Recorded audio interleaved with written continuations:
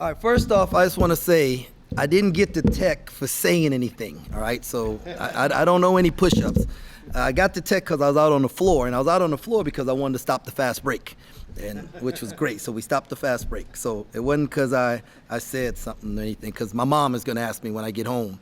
She was there, and apparently she was pretty upset I got a technical foul. So I'll have to make it through that there. Yes. I got one in FIBA basketball as the assistant, and I'm Jareem's assistant when we coached with the Virgin Islands, and he got kicked out the game because of my tech. Yeah.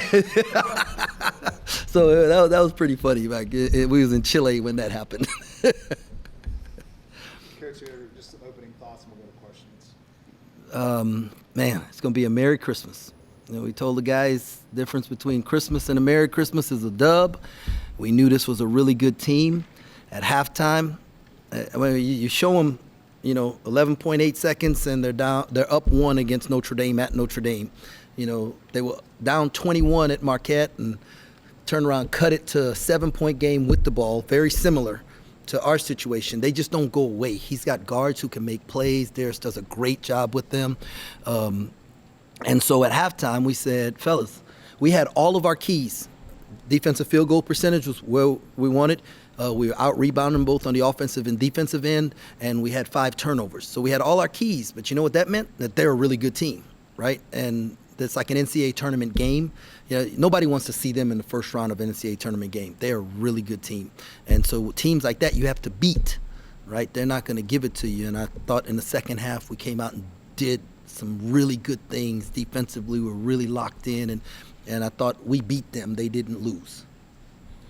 How pleased were you with the maturity level of your team, considering it's a Wednesday afternoon game right before Christmas break? Yeah, it was. It was really cool. It was them 7 upsets that took place last night, and you got to show them, because you're telling them all week long, fellas, hey, I remember Fran Fischella said one time that when he was at New Mexico, they went to play at Arizona.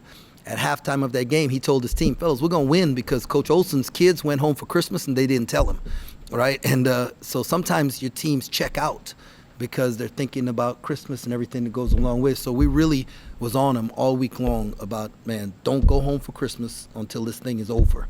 And we got to stay locked in, and we were able to show them a lot of examples that took place last night, and so was very, very proud of them.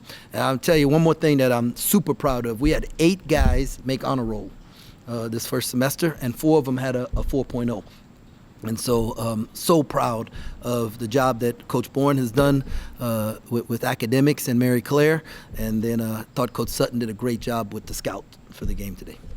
We can all see that Naquan Tomlin's definitely taken some strides. What's the largest difference between him the first game of the year and right now? Energy. Right, he's doing more things. Like, he's physically capable of doing more on both ends of the floor, and especially defensively. He's getting his hands on a lot of balls. He's blocking shots. He's keeping things alive offensively, offensive rebounding, and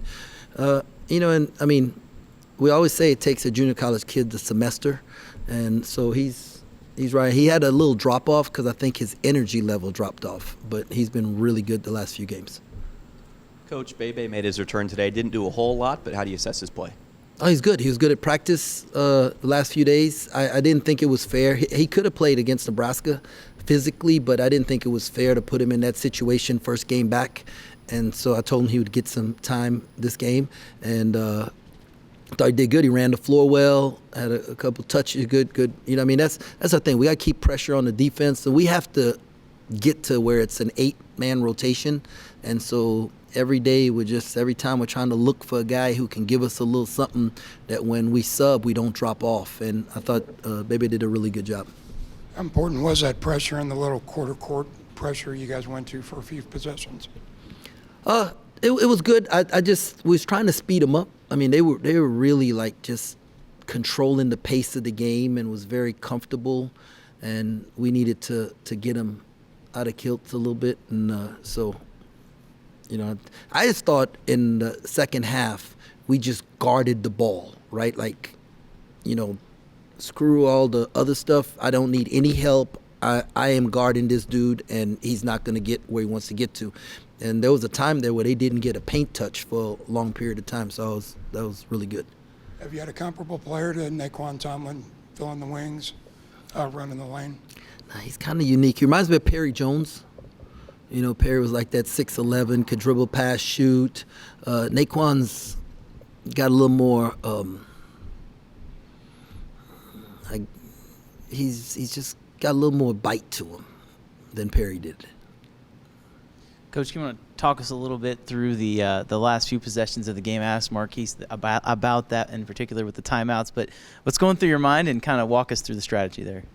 Well, I knew we had 3 timeouts. I knew he was gonna press us in the backcourt and then foul us when we crossed half court, and I was hoping that, you know, normally in that situation, if the other guy is not thinking about, you know, just the whole concept of it, as the shot clock starts getting closer to 20, then they're like, don't foul, don't try, you know, because they think we're gonna. And so, you know, I saw Coach Driscoll at North Florida do it a couple times, and I just thought it was really smart when he did it a few years ago, and I always kept it in my back pocket that one day I'm going to do that.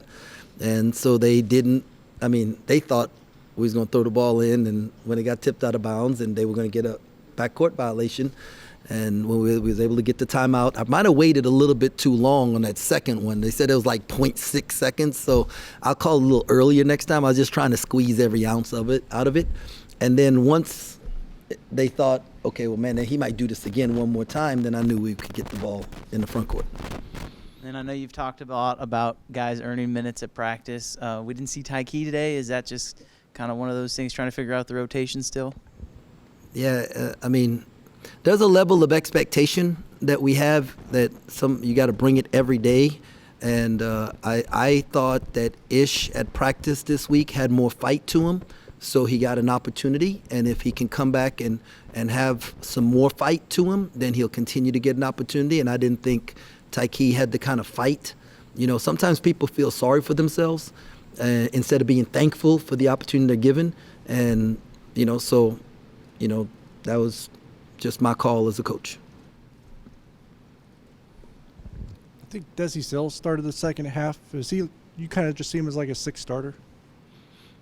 Yeah, I don't think he started the second half. He didn't start the second half. Dez is a 6 starter. Dez is a starter. That's what he is, right? And Cam hasn't done anything to lose the starting position. Naquan hasn't done anything to lose the starting position. You know, I mean, if you could start 6 guys, I would start 6 guys. My goal is not to, like, have somebody be excited about hearing their name called and stuff. I want the dude on the floor at the end of the game when it's winning time, and he's going to be on the floor at the end of the game when it's winning time. I was very proud of him for stepping up and drilling those threes. He was a little hesitant early in the game, but he saw one go in, and I think when he shoots the right shots, he's going to be a good shooter for us. And Cam is going to, our team's going to get better. We're just going to continue to keep evolving. And like I said, we need 2 more dudes who will step up and be that guy that we can count on. You know, otherwise we'll just play 6. Is that kind of advantage having him coming off the bench as a veteran who it seems like he kind of senses what you need in certain situations, and you guys weren't shooting particularly well? It is an advantage as long as he embraces it, right? And Desi's embraced it, and so I'm thankful for that. I hope he knows. I try to tell him how appreciative I am of the way he's approached things. Coach, you're obviously locked in your coaching, but when Naquan has a dunk like that, or when Marquise throws an alley-oop from half court, do you take a moment and kind of like think in your head, oh, that was pretty sweet, or are you just so busy that you don't even think about it? Well, I've seen some pretty good ones, but Naquan's dunk, I was a little, I had to lock in, because that was pretty impressed. I mean, drive, hezzy, big step, go across the lane on someone. That was pretty crazy. The half court lob, you see Keontae do it at practice and stuff and everything. So I mean, it's exciting. I'm just always thinking about get back on defense, or act like you've done it before. And I would tell Naquan to act like he did it before, but I don't know if he's ever done that before. So, Coach, last time I brought this up, I said 9 teams in the NCAA tournament, according to Lenardi. He came out and said all 10 teams, if the season ended today, would be in. Are you guys ready for this gauntlet? Whether we're ready or not, we're about to face it, right? And the thing about like the Big 12 is that you can't get too high and you can't get too low. And I believe like we've put in, we're developing, we've worked on the habits that we need to give us a chance, right? And so what we have to do is every night bring the kind of energy and passion and focus so that we can put ourselves in position to win games. And, the difference between a good and a bad season is going to come down to 4 games that are going to be really close. And if you win those 4 games, you're going to have a really good season. If you don't win those 4 games, it's not going to be a good season. And so that's, we've been blessed so far. We've won a couple close ones, and it's going to be the same way in the Big 12. With the Florida game aside, non-conference play is over. You guys are 11-1. What's kind of the thing that maybe has surprised you the most now that we're kind of through this chapter of the season? Our unselfishness, right? So I think it was 11 assists on 13 made buckets in the first half. Now in the second half, they kind of stayed home. We had to go drive guys and make shots, and we shot 59% because we shared the ball so well. But I think as you go game by game and you look, you say, I think we're like at 60% of our made shots are assisted. And for a group of new guys to be so unselfish, I'm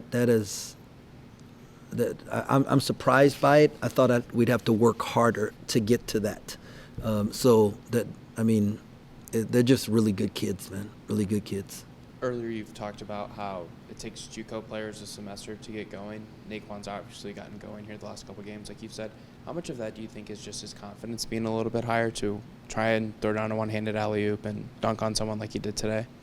That's him. Like, that's his ability, right? The thing that when I say that, like, JUCO kids have to like figure out how hard they have to play every possession and how good scouting reports are, right? And against them. And those games where he struggled is because the scouting report was really good on him and his energy level wasn't good enough to help you win. And he had some success before that, and I think he, thought this thing was easy. And so now I just have to make sure he doesn't think this thing is easy going into the Big 12 because the guys I think is it still seven of the top 15 defenses in the Big 12 or something like that. We're gonna face some grown men, and so it's gonna be a grind. Yes, sir. You mentioned Fran earlier. He had a pretty good comment during the game. He called Naquan a major sleeper. Welcome to K-State practice in October. He's another guy that comes out of nowhere in the Big 12 conference. Do you consider Naquan to be a sleeper? And how do you feel like his game will translate to the Big 12 now? Well, yeah, he's a sleeper because nobody knew about him coming in. I think the conference, the coaches are going to be aware of his talent level, and I think there's going to be an adjustment period for him and just for all of us, right? We're going to, it's I can tell him how much more physical it is. I can tell him how much more the refs are going to let us play and all those things. But until you go through it, you just don't get it, right? So that's what's going to happen. It's going to be adjustment for all of us.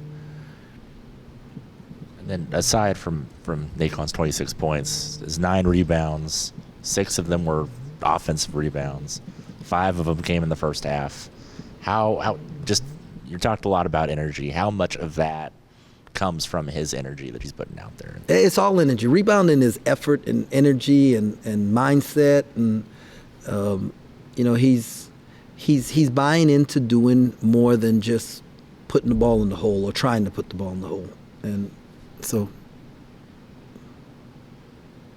Keontae goes over 1,000 career points. Is there a better story in college basketball right now? Man, I don't know if there's a better story in sports right now, than what he's doing and just what he's come back from, and just having him a part of this family is pretty incredible.